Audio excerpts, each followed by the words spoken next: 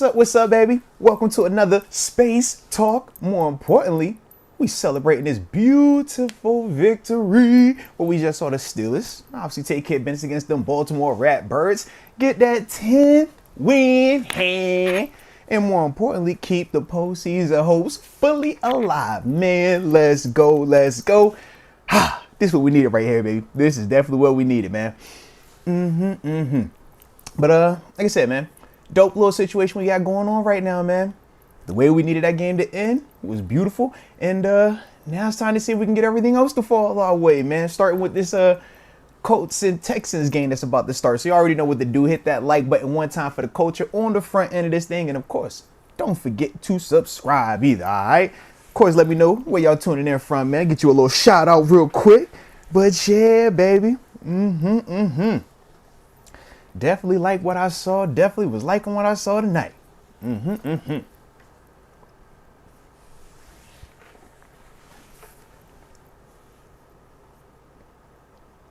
All right, I see you got the comments coming. I said, man, where y'all tapping in from, baby? I'm trying to shout y'all out real quick, man. Starty shop. Let's go.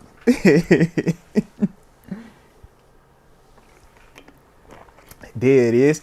I see your Rastaman 710 in Albuquerque, New Mexico. One time for the culture. One time. Mike Hood tapping it in Columbus. The 614, baby. Big time salute to you on that one. Gizmotis tapping it in Seattle. Shout out to Seattle being in the building today. Demaculus in Bear, Delaware. Love that. Hoodie season. You better believe it's hoodie season. You know what time I'm on, man. The 724 Beaver, PA. Love that. Love that. Whitney Johnson. Of course, she tapping it in the 562 Long Beach, California. The homie Bart Basquiato in the 805 Thousand Oaks, California. What up, Dabo? Tuning in from Southern Cal. Love that. Let's get it. Let's get it. And then we got Snoopy in the 619. San Diego, of course. Can't forget the homie Ronnie Miller tapping in Greensboro, North Carolina. Love that as well, man. Let's get it. And then shout out to the homie Brian Williams in the 404. Renee Martinez in Visalia, California, the 559. And then I will end it with the homie Chris G in the 713, Houston, Texas. What it do, baby? What it do, man? We celebrating a dub. We fresh off the victory. Let's get it. Let's get it. All right, got a super on the front end, so we'll read that. Then after that, we're going to get this reaction popping. Andrew Shamori. Shout out to Andrew. He says, no Bills gear tonight, LOL. Good win tonight, though. Mason is the guy if we make it to the playoffs. Salute it. Salute it. Only thing is, why would I have Bills gear on today? They play tomorrow night, baby. You know that. Come on, baby. But I like your energy, man. Let's go. We took care of business, though, man. Let's watch this game. Make sure it ain't no tie. And then after that, let's get to tomorrow. Make sure that them Jags don't do what they supposed to do either, all right? So that's the roll right now, man. That's the roll. But watch that energy, though, baby. Got to be careful with the energy. But, in terms of the game, man, shoot. Thought the running game was the big piece, right, that stood out today. When you talking what we did today, man, Naji Harris put a stamp on it, right? Over 100 yards for the game, back-to-back 100-yard performances by him. Then on top of that, his third season in a row now with over 1,000 yards rushing. Big time tip of the cap to him. And this was the game where we needed him. If we being real, it was a little rough out there, man, at parts of the time, man. Ball security and stuff like that across the board. We were having some issues with protection. It was a little bit rough at times, but man, Najee was definitely stepping up, man. So I was definitely enjoying what I saw from him there, baby. David Dupree. Shout out to the homie DD Smalls one time for the culture. He says, can your Bills help us out and still make it in? Hey, the beautiful thing is this. We took care of business. That's all you could do right now. Everything else, do whatever y'all Hail Marys, whoever y'all pray to, fast, whatever, Buddha, Allah, all that other stuff in between. This is that part now, all right? That's what we say. You take care of what you can take care of, control what you can control, and you hope to not put it in anybody else's hands. That is the big difference right now between Pittsburgh and Buffalo, obviously. So hopefully everything goes how it's supposed to go, all right? That's what I'm saying. Positive energy. If y'all come out here with the negative energy, you know how that go, man. You throw that negative out there, you're going to get that negative back. So let's keep it positive, man. We need help. But going back to this run game, though, man, I thought Isaac Seumalo had a dope performance up front. Him, James Daniels, man, I thought the interior part of this offensive line, man, won a lot today when we needed to run that ball, man. And that was a big part of today's performance, man. Without Naji in that running game, man, it was a little bit rocky at times, right?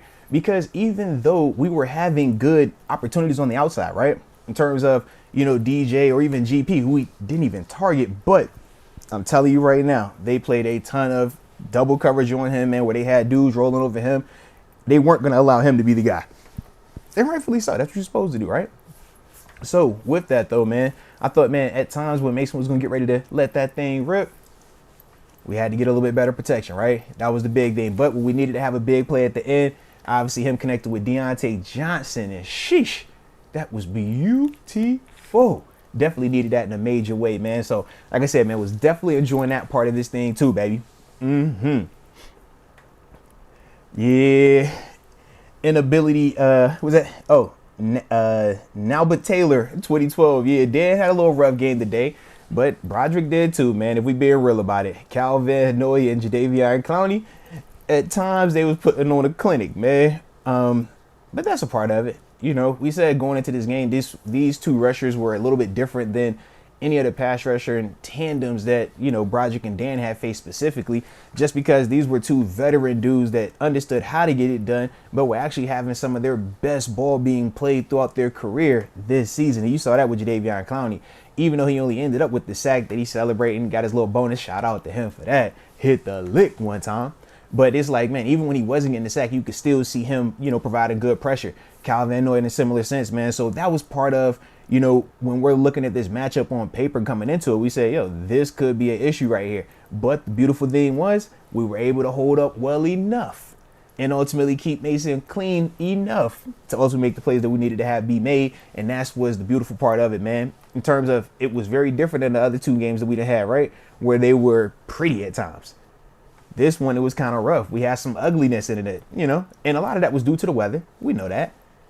But it's like, man, can you still find a way to win when it's not going pretty? Can you still find a way to win even when it's a little ugly out there? And that's what we saw today, man. When you talk about a team gearing up for the postseason potentially, this is how you want to see them finishing. This is it. You want to see them finishing hot each and every game, man.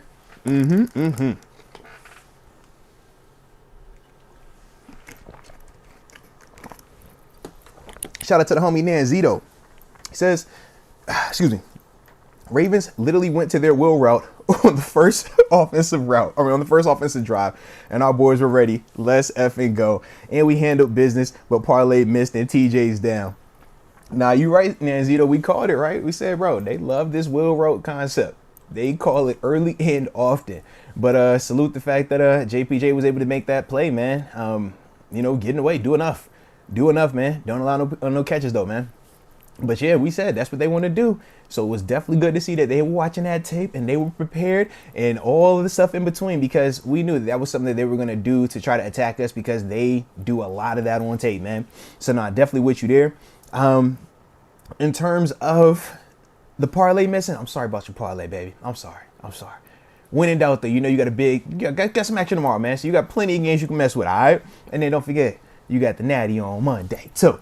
And yeah, man, TJ going down, I didn't see if anything was confirmed just yet. Obviously, you know, he'll have to get an MRI and stuff like that. So, you know, I think, yeah, he'll probably get his MRI tonight, man, because it's still plenty early by the time they'll get back, man.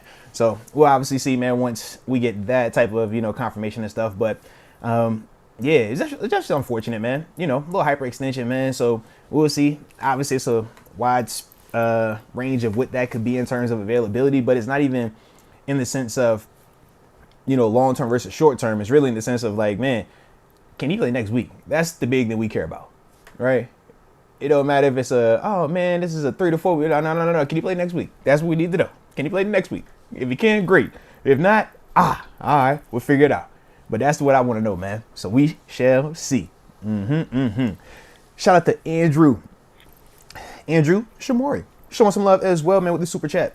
He says, I was glad to see Pickens being positive despite not being targeted. People are going to be upset. They can't run their silly narratives. Team player. No, you're absolutely right. And I think it's multiple things at play here.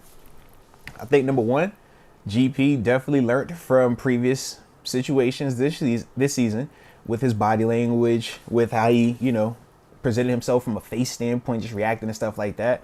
I think he grew up with that. I think that, whatever Coach Tomlin has said to him in their conversations since everything has went down, I think both of those dudes have responded to each other, excuse me, in a positive way. And you see that just in their interactions and how Coach T is real intentional, when he wants to go over there and praise him or even communicate with him. So I like that. But then the third thing I think is the offense is playing better. It's a difference when you're not getting the ball, but the offense is still moving. And that was still the case today. Granted, like I said, man, we had issues because of the weather, but it wasn't necessarily, man, we just feel awful or we're in this rut. Nah, it was like, no, we get exactly what's going on here. And everybody, or at least the guys that have, been out there in those situations, you just kind of understand, like, yeah, it's not going to be the prettiest. It's going to be some moments where you're like, dang, I could have, or this would have, but hey, the weather just doesn't permit it. So with that, I think that, when you're watching this offense even today, find ways to get it done. You're watching this offense, man, find ways to get gritty yards when they needed to get them. That's the part where I think for GP, it's also a lot easier to be supportive. When you're watching, all right, I'm not getting the ball, but Deontay Johnson just broke a big one. I'm not getting the ball, but Naji Harris is running these cats over. I'm not getting the ball, but I'm watching Mason Rudolph, man, get this ball out of his hands and make a play. That's the type of stuff where you're like, man, you're not tripping. And he also understood the coverage that he was drawing. When you go back, I'm sure it's gonna be some clips. I'll probably pull up some clips later throughout the week anyways. But in terms of some of those just double coverage or having a safety or somebody over top him every single time, yeah, definitely gonna react to that, man. Definitely gonna show some of those clips, man, because that was a big reason why those targets weren't going there. And you don't look at Mason and say, Mason, you got to force that ball over there, because that's part of the thing that we don't want. That was part of the issues that we've had with Mitch, right? Forcing into double coverage. So with that, he would still look over there, but he just understood that, man, that's not here right now. I thought he played a clean game, and for Mason responding to that, so they said for GP, man, across the board, definitely was enjoying what I saw from him, man. So another good performance for that man, even in a different style of performance this time, but we still gonna salute him, baby. Russell Swartz, what up, baby? What's up? Appreciate the love. 200 super chat.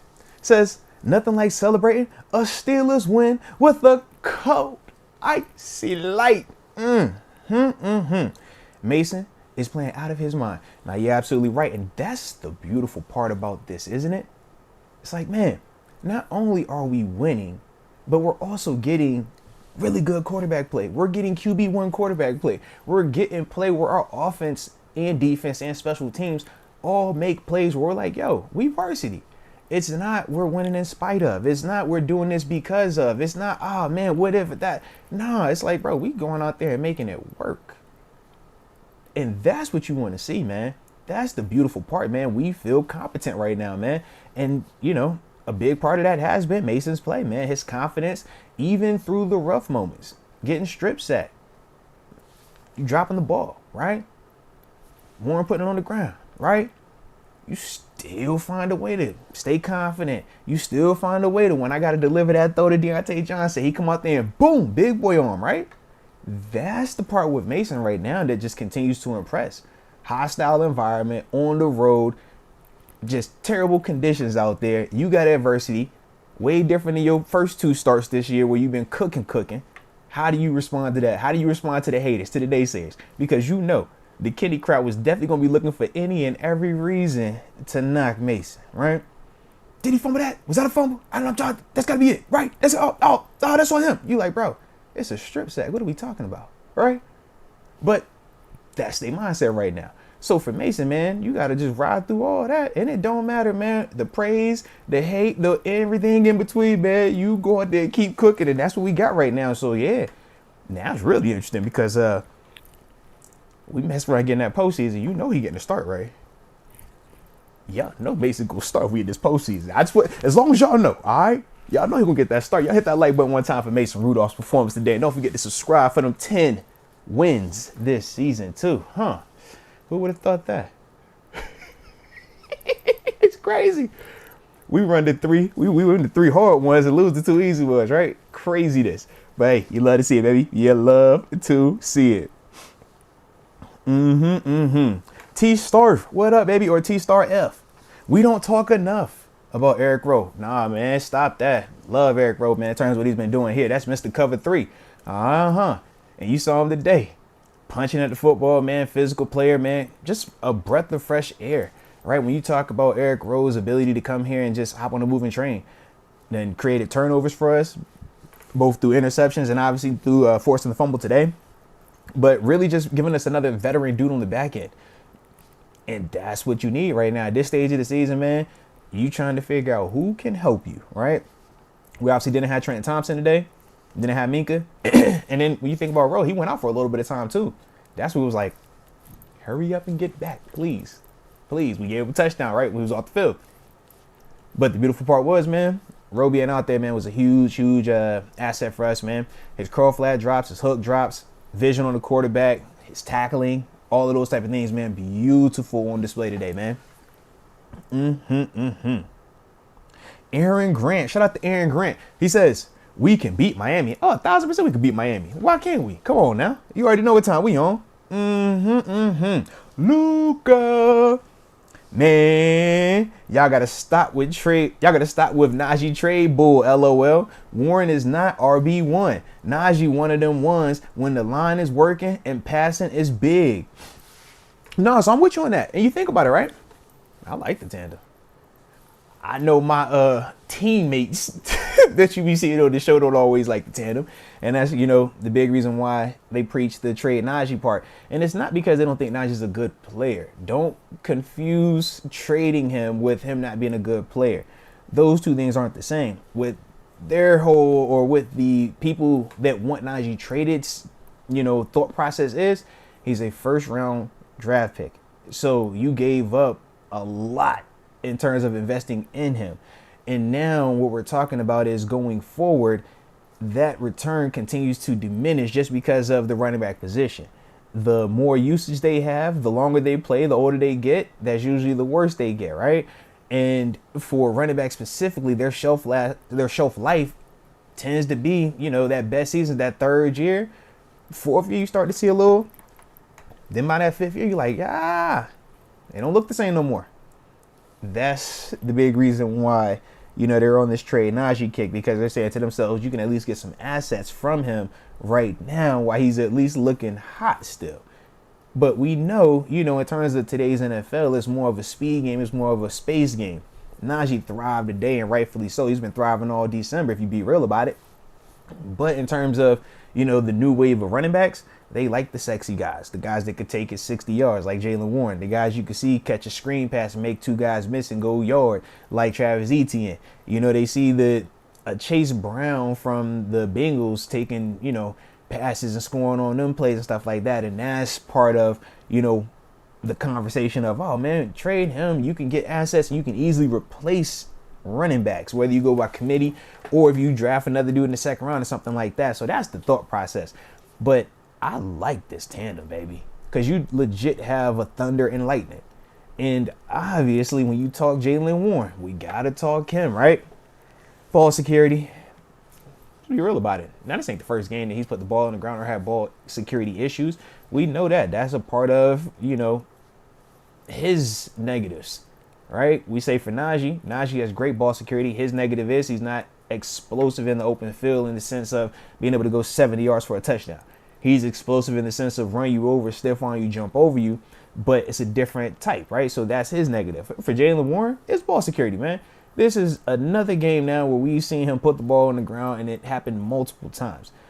That's an issue. When you talk running back, man, any of the ball carriers, receivers, running backs, but you cannot put that ball on the ground. It's too critical of a game. It's different when it's your quarterback and he's sitting back there and it's a strip sack. What the heck are we talking about, right? But when it's a running back, it's like, nah, baby, you got to hold on to that ball. I don't care. It ain't no excuse, man. We know it's wet out there. Cool. Hold on to that ball. You got hit hard. Cool. Hold on to that ball. Oh, he did the peanut helmet punch. Okay, cool. Hold on to that ball. Like, that's just it. And you saw, as soon as he put that ball on the ground again, even though we recovered it, where did Jaylen Warren go? Right to the sideline. We ain't really see him again until that little jet sweep action, right? That's the stuff, though, man, for Jalen. It's like, man, he's super talented. And he typically doesn't put the ball on the ground like that. But, yeah, that you got to get that off his tape in a hurry. You can't do that, baby. That's what you can't do. All right. Nanzito says, shout out Dan Orlovsky for finally respecting Mike T's vision for our team on national television. Because I feel like that needed to be said. Nah, you right, man. Shout out to Dan Orlovsky. And I think it was Louis Riddick, man. Absolutely, man. Them dudes did their thing in the on the broadcast, man. Very informative. Like them cats a lot, man. But yeah, man. Coach T's vision is different, man. But what he's been able to accomplish and what he's been able to do in terms of motivating this team and in terms of figuring out what makes this team work. Because each and every season is unique. Each and every group is unique. And you could just make the case that, shoot, from week 1 to this team now, it's a very different team, very different cast of characters. But once again, what was the result? Another job well done. You see the shirt? The standard is the standard. All right. So that's a 10-piece. Once again, man, we just keeping it rolling. How he got to them 10 this year? Whew. Because, yeah, that Cardinals and Patriots stretch, boy. I don't know. A lot of people put their money that, yeah, he probably wouldn't have got them 10. Shout out to them 10.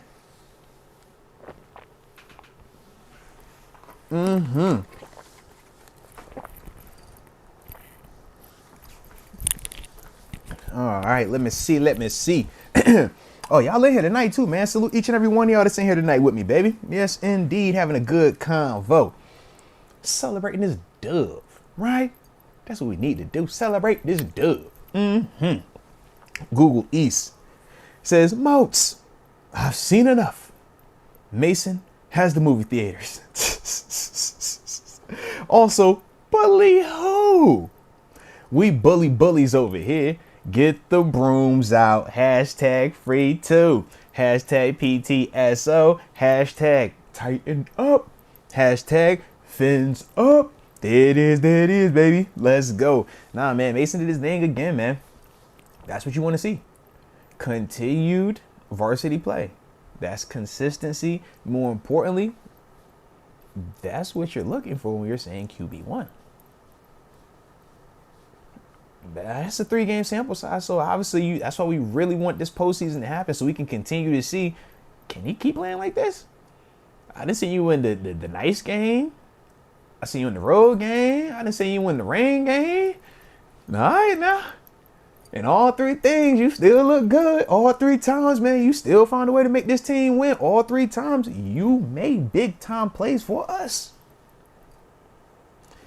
And I just checked the stat sheet. No no picks. He ain't no pick this week. Nope. So, yeah. let me just. I'm gonna pull up the official stat line. I don't want to do a disservice. 18 for 20. Boy missed 2 passes in the rain. All right, the boy missed 2 passes in the rain. 18 for 24, $152. Average 7.6 per throw, 1 touchdown, no picks, 3 sacks, 115 QB rating. All right. Dolph. I like it, baby. I like it, man. That's what you need to see right there. That was beautiful. But yeah, I'm excited to see, man, if we can get in this postseason, man, if these can go the way that they're supposed to go, whether this game tonight, then obviously, the action going on tomorrow. Man, that's what we need, baby. That'll be exactly what we need, because we want to see more of this. We need to see, can Mason keep this thing rolling? And at what point, in terms of a comfort level, are you guys with saying, hey, maybe we don't need to spend, $20 million on a quarterback this offseason. Maybe we draft something, 2nd round, and then from there, we're going to compete this Mason and Kenny and whatever that draft pick looked like. Because I'm sitting here like, bro, he looked at that look QB1-ish, man.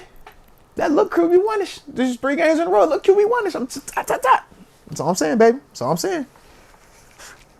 You're right, Wave Dave 10. One of them incompletions was a throwaway. You're right. Smart decision. My man was cooking, bro.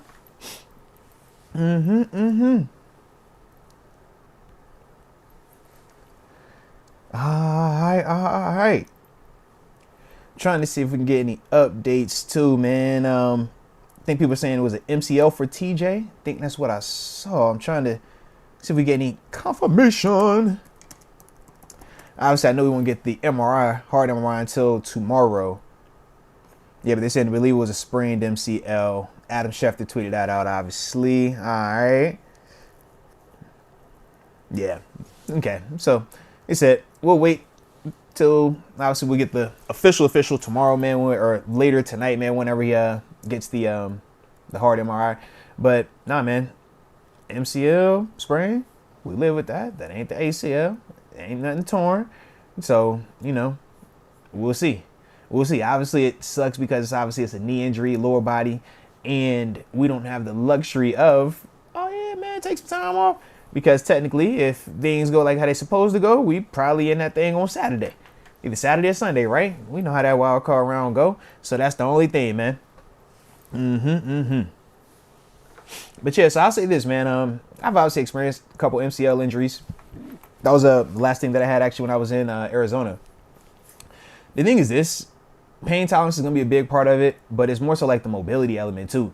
Just because like when you plant and then you want to, you know, cut and stuff like that, yeah, when that MCL, any of them CLs, them MCLs, ACLs, them PCLs, man, you don't want none of that feeling off because it make you just not feel all the way confident in your knee.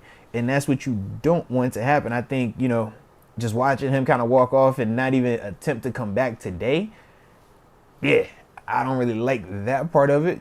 Just because when you think about it, all your adrenaline is flowing in today's game, right? This is when you're at your best. This is when you're at your hottest. So, yeah, it definitely had to be enough that he didn't feel comfortable and confident in that thing coming back out there either. So that's part of the MCL element of it whenever you're dealing with the sprains. Like I said, tears suck because obviously you got to have surgery. But the beautiful part with, you know, the spraining element of it, you're not to the point where you got to have anything surgically repaired. So hopefully that is the case, man. But we obviously got to wait till he gets the hard MRI. Because right now they just doing a little tests in the off. They probably just hit him with the x-ray at the stadium. And then from there, they got the doctor in there just checking his knees out, right? Let me do the ACL test. Boom, boom, check this out. Oh, all right, this hurt. Okay, cool. MCL, something going on with that. We'll get you an MRI in the morning. Like, it's that type of situation, man.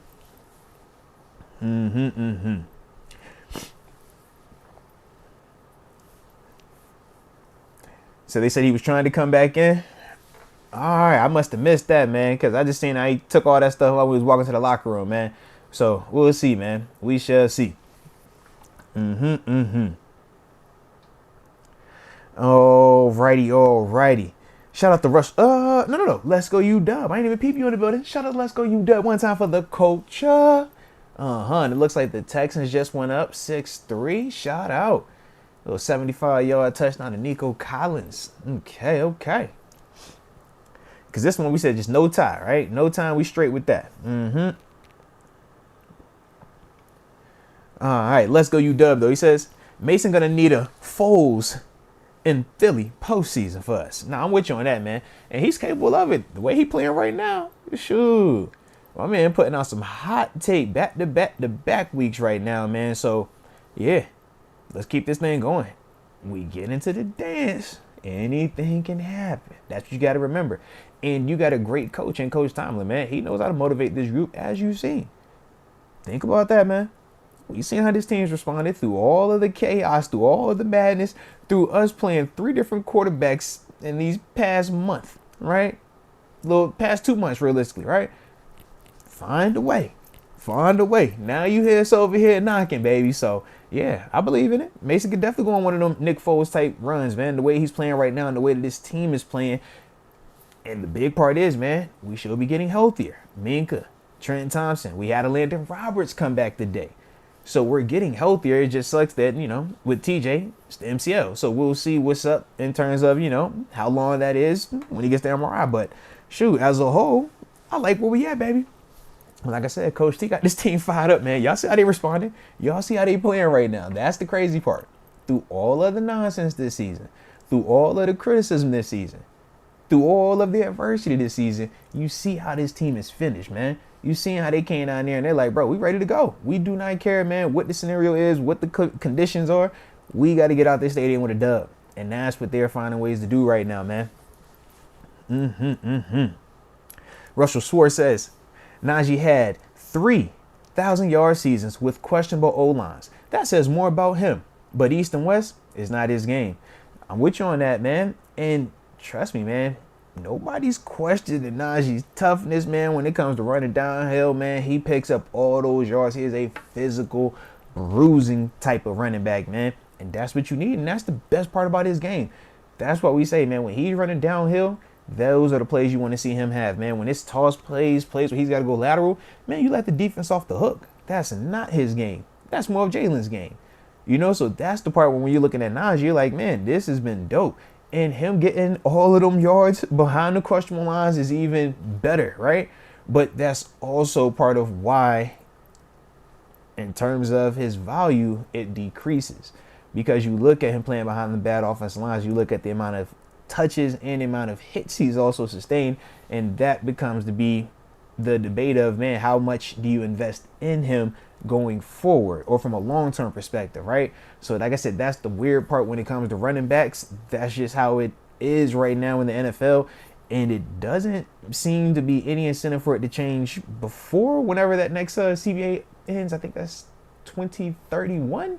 So yeah, man, that's the only part, like I said, where those type of, you know, accomplishments, those type of, yeah, man, put that feather in Naji's cap, it's a double-edged sword, man. It helps and it hurts all at the same time, man. So, like I said, that's just the part about being a running back right now, and especially the style of running back that Naji is, man. So, we will see, though, man. We will definitely see. Because he's definitely been playing well, man. And that's the one thing you want to see from a guy like that, man, through any of whatever, you know what I mean, that the future may hold from a contract standpoint or whatever. It's like, man, you still want to see him showing up each and every game and being the same guy. And that is definitely what he's been giving us, man. All right, Mike Hood. Shout out to you, Mike Hood, as well, man, for the super. Major love. You know that. Says, don't get me wrong. We needed TJ. But I feel good having Golden. Shout out to Marcus Golden. That's my dog, MG. And Lil Herbig. Yeah, shout out to Lil Nick Herbig, man, out there. Unlike last year when we lost TJ and big drop off. Yeah, last year our depth was not what it needed to be, man. And we felt it, right? Felt it in a major way. Right now, you saw TJ went out. Marcus Golden comes in. TFL, sack, balling. Last week, Nick Herbig, strip sack, balling, right? Obviously, Highsmith. We know Highsmith, balling. And how they ain't calling no holding, it's crazy. That's just what they do, though. I mean, wifey was looking at me. We watching the game. She's like, is that holding? I'm like, technically, yes. Technically, all of this is holding. Yes, that is holding, yes. But they not going to call it. Because they want to see these quarterbacks and these offenses flourish. They can't call holding as much as they're supposed to be called, man. But no, it was crazy. I'm watching Highsmith. I'm like, bro, he's turning the corner. My man is hooked. Like, what are we doing here, man? Throw the flag. It ain't hard. If you just throw it once, you ain't got to throw it every time. Just throw it once, though. That's it. But it is what it is. So, yeah, in terms of our depth, though, man, I'm with you. Feel very confident, you know, even with, you know, TJ potentially being out. Shoot, we still got guys that can come in here and play at a high level against the run and against the pass, man. That's what you want to see, man. And shoot, that's across the board. Talk about our linebackers, Mark Robinson. Mark Robinson had a dope game today, man. Coming downhill, making plays, baby. The sack, big time. Flew around, good eyes today. Yeah. Excuse me. We already talked a little bit of Eric Rowe, right? Backup dude coming in here, making plays. Hot. That's what you need to see, right? That's what you want to see. We're obviously no Mason Rudolph, the poster boy for it on the offensive side of the ball. Coming in, right? Big time, stepping up, making plays. So, boom, boom, boom. You're seeing the backups. You're seeing the depth of the depth at certain times with some of these players, man. But them guys out there and they standing up like they're supposed to, man. So, like I said, definitely liking that, man. Definitely liking that. Hey, Nate _the great 201. He says, that Ratbird pack hitting. Oh, you better believe it, baby. I'm trying to tell you, all right? Told you, it's exotic. It's that purple. Ooh. It had a little purple haze on it. I tell you, your time for the coach. It had a little purple haze on it. All right. So, yeah, once we done, you know I'm going to get back to mine. All right. Because I ain't done with that pack just yet. No. Anytime we get that purple in there, you know we got to throw that purple up one time for the culture. Quality. Koalas. Shout out to you, man. Shout out to you, just showing some love, so appreciate you as well. Let's go, you Dub, spinning the block, showing some more love with a super chat from the heart. You know I'm grateful. He says, please, no more outside runs with Naji. Please. I'm with you, man. That's one of my pet peeves when I see Naj. I'm like, bro, do not give him toss plays where he has to take it outside. If it's a toss, but it's a downhill type run, we call it a dead toss. It's like that, but Najee's shoulders are square to the offensive line, so he's catching it, boom, boom, and downhill. Those are the only type of toss plays I want from Naj. Stretch play where he's reading it, but he's downhill, right?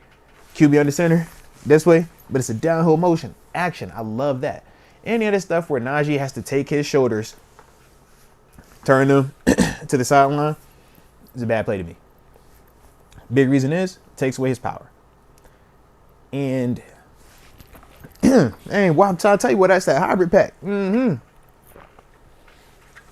But in terms of with Naji, when he has to go laterally, right? Turning the shoulders, sideline to sideline, takes away his power, and at the same time, he's not the explosive back that can go here and then there before the defense. You know, that's the one thing that we like about Jalen, his ability to get in and out, his ability to go laterally and then get back vertically in a hurry. Naji just takes him an extra step or two, and that's the big difference, man. So that's why I'm with you, man. I want him downhill, downhill, downhill, man, because that's when, you know, you start to see, you hardly ever see him get tackled by one person when he's going downhill initially, right? It's usually 1, 2, 3. All right, mosh pit. That's typically how he gets it in, man. So that's the big thing that I'm looking forward to seeing more of, as long as we can get this postseason rolling, man. That's the way it's got to be, though, baby. That's the way it's got to be. Y'all hit that like button one more time, man. If y'all digging the space talk, y'all digging the convos that we having today as we celebrate this beautiful Pittsburgh Steelers dub. Come on now.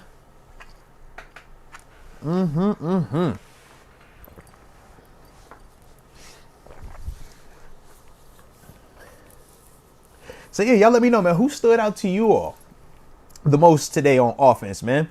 We'll start with y'all first, man. Who stood out to y'all on offense the most first today?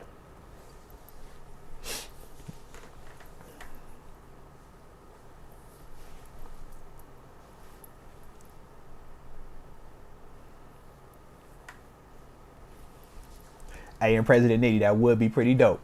If the Daggone Dolphins help us get in, and then we whoop up on the Dolphins, of course, that'll be how it's supposed to be. If it go down like that, you better believe it. All right, Spice Creations says Naj. Shout out to Naji. I'm seeing a lot of Naji come through. MF Wags. Scrooge Greedy says Naji as well. Okay.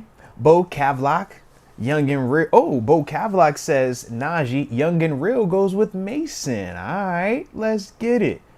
Let me see. Who else stood out to y'all today, man? Who was the guys on offense that stood out? President Nitty says Mason and Naji stood out. All right. Ro said Washington. Okay, shout out to Darnell Washington. He says Darnell Washington stood out. Yeah, man. If you talk about in terms of Ro, excuse me on that one. But yeah, if you're talking about the way Darnell was blocking today, I definitely was impressed, man. When you think about, you know, at times specifically that Patriots game where we saw him struggle when he was at the point of attack having to block. I thought this game, man, we didn't really experience that. And when we needed him to chip at times, I thought he did a good job with that too. So I like that. Ro, salute you, Ro, salute you. Jaren, PSL for life. And you know I appreciate you as well, man, keeping them picks salt stuff for me, baby. Absolutely. He says offensive line and Pat's blocking. Shout out to the O-line and Pat, man. Pat fire. Smooth. Yeah, man, O-line was definitely doing what they're supposed to do at times. They had a little rough patch now. That like second, third quarter time frame, right around we went 2 minutes and then into the third quarter. Yeah, O-line. I was like, bro, I started seeing people hit me with the, y'all got to get Dan Moore up out of here. I tell you, Dan sucks. And then it was like, literally, the next play was, Project was like, oh, all right, it was quiet. And then Dan got beat. Oh, God dang it, that Dan Moore. I'm trying to tell you. I'm like, all right, man, I think it's just the matchup, bro. I think it's just Calvin Noy and Clowney. They just having a good, let them ride for a little bit, man. So, yeah, but salute them dudes, though, man. They figured it out in the end. All right, and that's what you need, man. You got some rough patches. Who cares, right? It's 4-quarter game for a reason. 4-quarter game.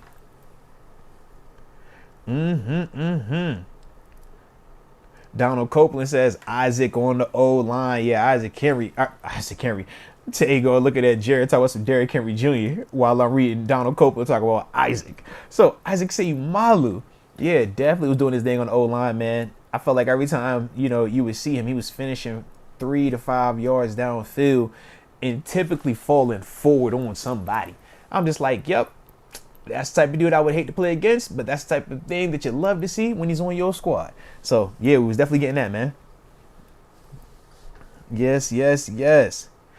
Shout out to you, Nanzito, man, showing some love for the super chases. Shout out to our slant game. Fire. Them things deadly.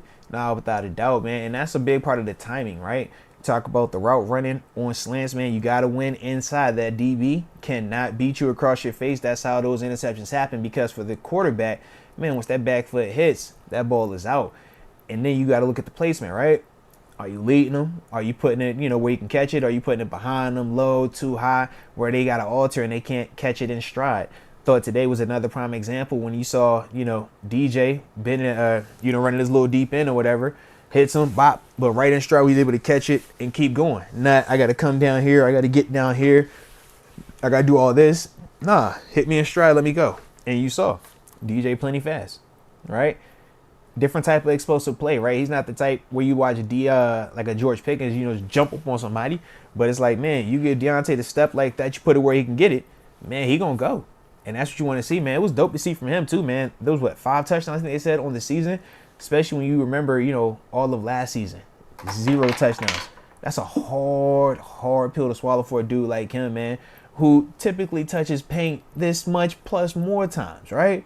So I thought for him, man, it was dope to see that out there, man. But yeah, salute the slant game, man, and salute Mason. Trusting it, putting the ball where it's supposed to be consistently, man.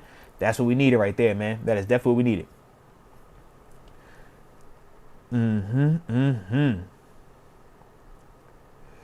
Let's see.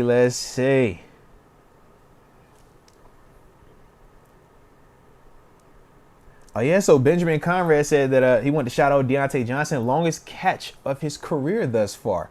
Yeah, I didn't realize that. I figured it was either between that play or the bomb that he caught versus Green Bay, right? I think it was like first play of the game. We played the Packers 2 seasons ago. I think I was like, 50-something, 60-something yards? So, I like that then, man. Definitely like that. And shoot, yeah, Brad Smith, Pickens had his 1 run, 1 first down. That's efficient.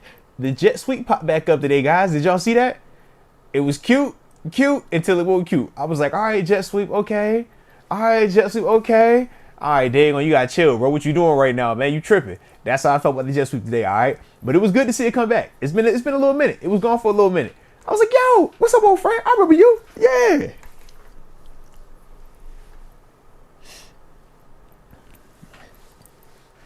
Oh, now John Anthony said he hates that we don't throw fades in the red zone.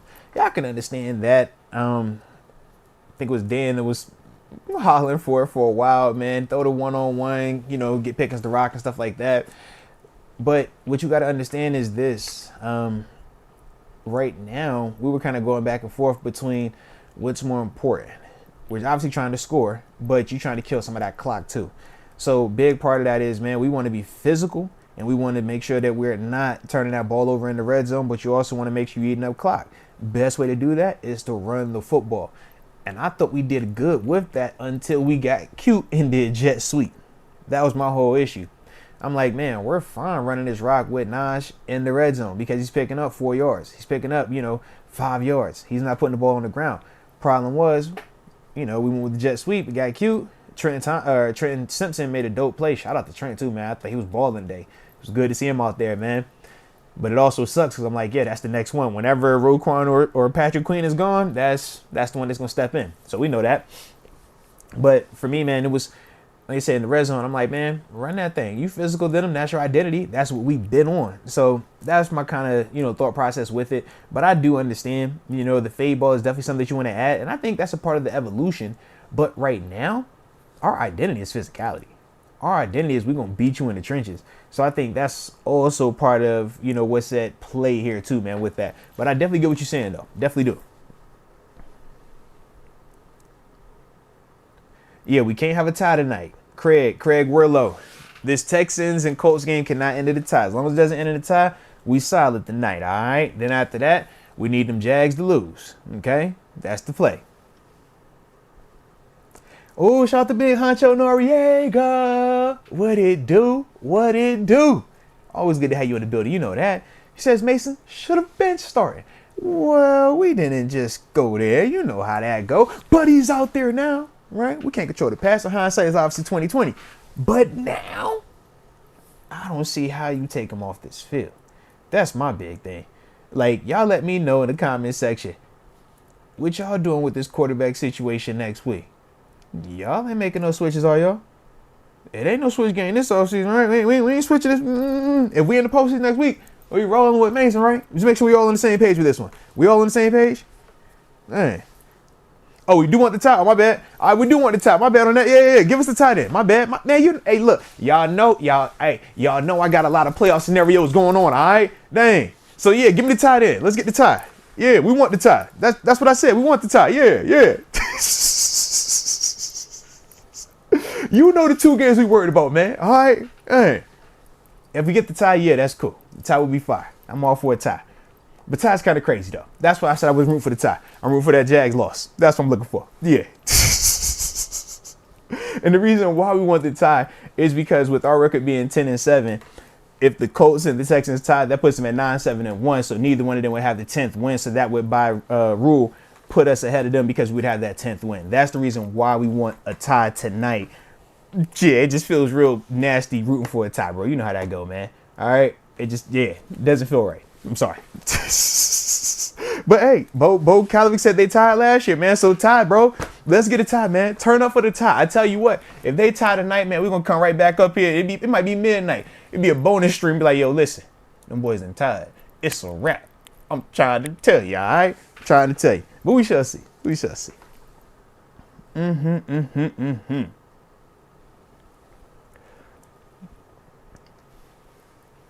Ooh, so all right, let's see. Charles Leggett, he says, Moats, what do you think about James Daniel being with us?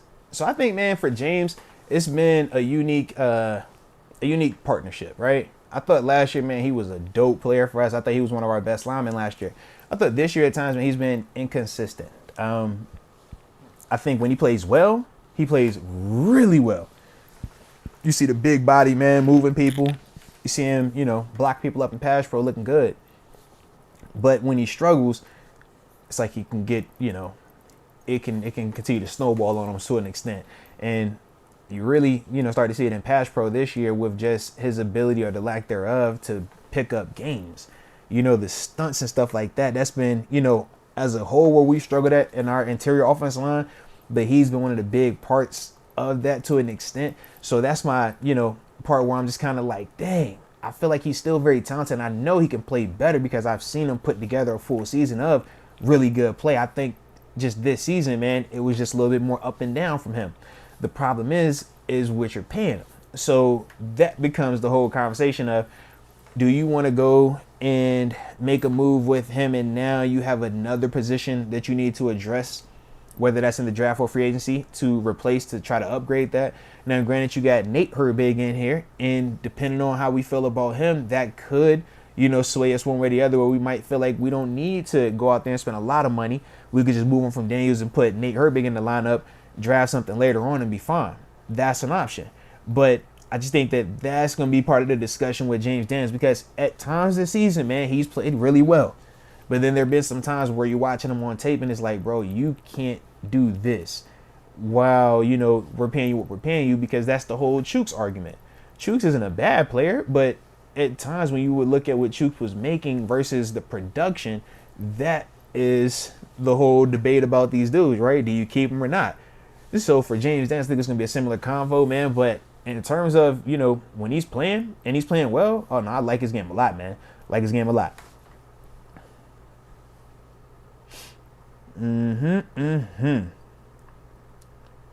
Oh, yeah, Spice Creations. I see you over there talking about some Calvin Austin in that punt return. Yeah, Spice.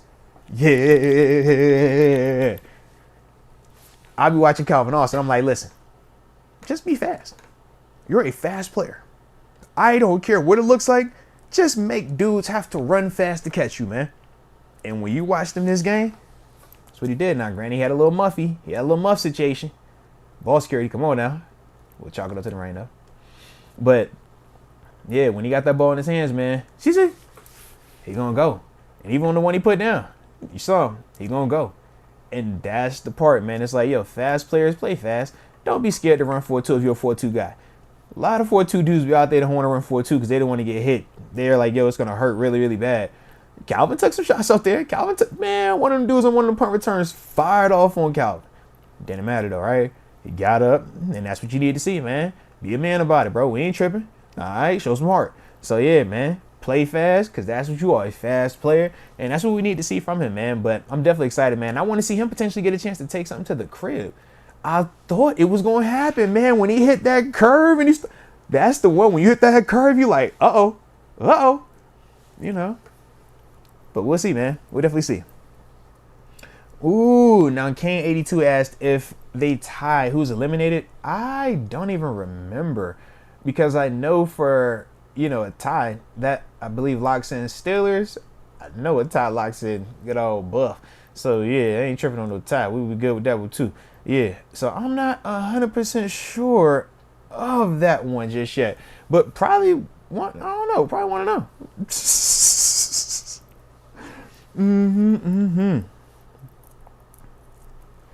Let's see. Shout out to B-Lo.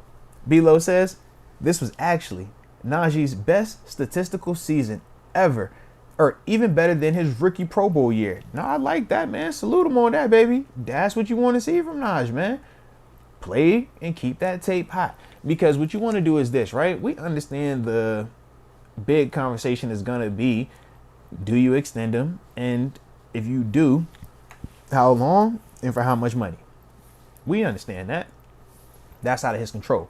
What is in his control is him putting on hot tape. What is in his control is him statistically showing that he can still be a dope running back. When you talk 3 back-to-back seasons with over 1,000 yards rushing, that's a dope stat right there, man. When you talk about, him finishing this season, or at least the regular season, statistically better than any of his other previous seasons, that's what you want to see. Now, like you said, man, we'll deal with the convo of extending him and all that when the offseason hit. But for right now, you like, yo, that's what you want to see, man. That's why you were here. That's why you haven't been traded. That's why they put a first-round pick on you. Because they feel like you can be this physical, bruising, pounding style running back for the AFC North. And when it's late in the year and we got to play bully ball, man, you can actually shine. So that's beautiful. That's definitely what we got right there, man.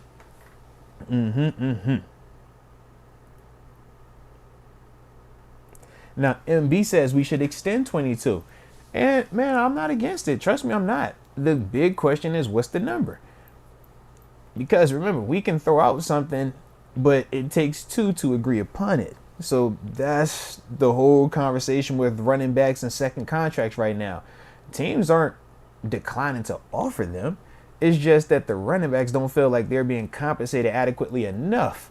So that's the whole issue, right? And that's the part that, like I said, man, we'll cross that bridge when we need to. But that's going to be the issue with Naji to an extent, in the sense of what do you spend on a position that you know doesn't have a long shelf life. And with his style of play, it doesn't necessarily, bode with the dudes that you're seeing get those long-term contracts at the running back position, like a Christian McCaffrey, right? Alvin Kamara, people like those, ultra athletic space type of dudes, man. Those are the guys that you see running backs getting paid. The other ones, they're not trying to pay them, or they're not trying to pay them their full value. So, like I said, that'll be the convo that he'll have to deal with, but control what he can control. And that's the beautiful part right now, man. He is definitely doing that, man.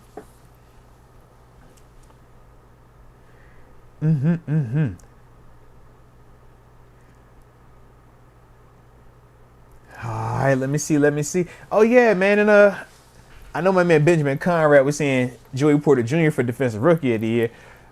I'm with it, but they probably gonna go Jalen Carter. But I will say this, man. I thought TJ, even though he got hurt today, I thought that he put together a dope performance, man, to ultimately put him in a great position to get, this depot. Now, we understand you dealing with the NFL PR machine on Myles Garrett, right? Oh, it's Myles, Myles, Myles. And we're like, no, it ain't.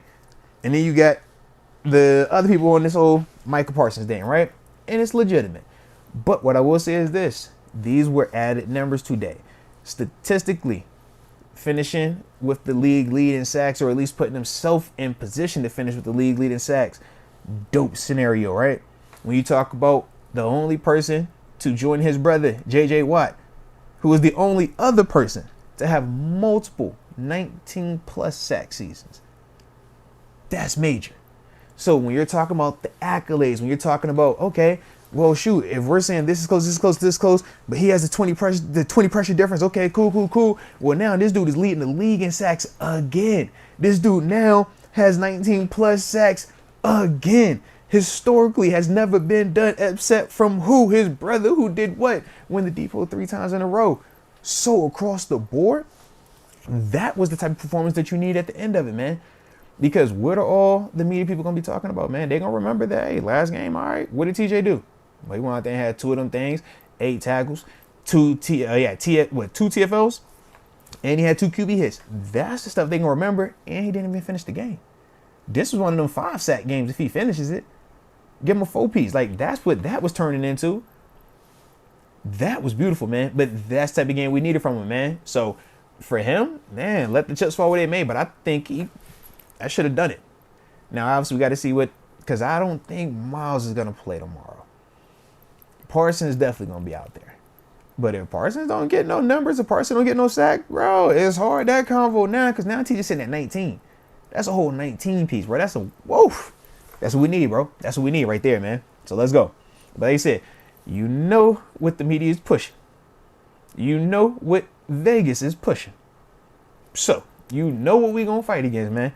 But yeah, I thought today, man, TJ definitely added ding, ding, ding. It's like, bro, you can holler about this.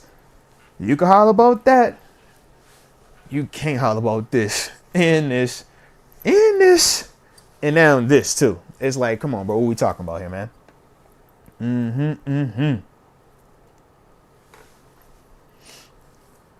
And yeah, let's see.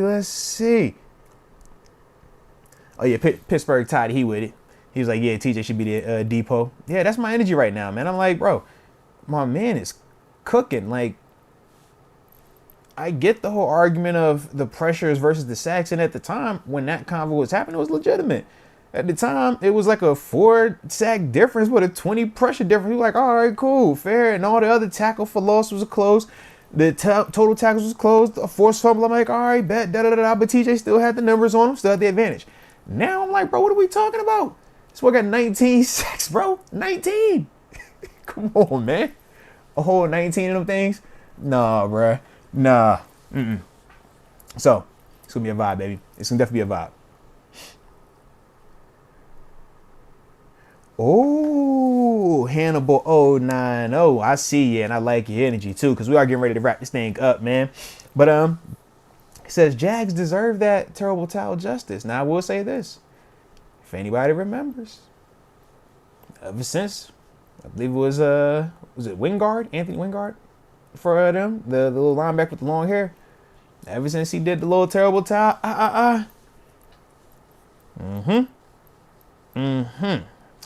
not so cool for them boys over there, man. All right. So you see, you better respect the towel, baby. Respect it. All right. So I'm all for the Titans doing what they're supposed to do.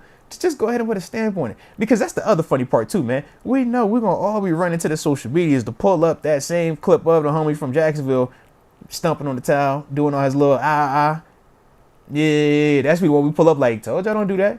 So that's the one. That's the one, baby. You know it. So, like I said, but that game is obviously tomorrow, 1 o'clock. So that's the one I'll be tapping in on, all right? That's the one I can't wait to see. This tie stuff, like I said, the only way the tie thing get popping, man, it's a tie. It's weird. It can happen, though, but it's so weird. G. Alexander, let's go. Wagwan, my youths, what up, baby? He says, Mystery on Mars right now. Well, that makes 2 of us. TJ Watt, Defense Player of the Year. It's got to be, man. Got to be. he said the way he was balling out today, man, put a stamp on it, put a stamp on the season. Statistically, it's there. Historically, it's there now. That's the other part of it. It's like, okay, if you want to make your arguments, make your arguments. But now we're talking from a historical standpoint. That's the part where it's extremely hard to argue about all this other nonsense. It's like, man, if his numbers are better than his other players' numbers in all these other categories, and now we're saying they're not just better. Now he had a historical season, right? The only other player outside of J.J. Watt to have multiple 19-plus sack seasons. It's like, what are we talking about here, man? Seriously, what are we talking about? So that's the way we're going to ride out with this thing, man. That is definitely the way. But, like I said, I like the energy, man. I like the energy. So we're going to keep this thing rolling, keep the good times going, and hopefully either tonight we get this weirdo tie or tomorrow them Jags lose. All right? Because that's how it's going to go down. That's definitely how it's going down. But, like I said, man, one more time, man, y'all hit that like button on the back end. Don't forget to subscribe and stay safe out there while y'all enjoy this victory. While we turn up for the Steelers getting this dub and potentially getting into this postseason, all right? But either way, you know, I appreciate you. And until next time, baby, peace.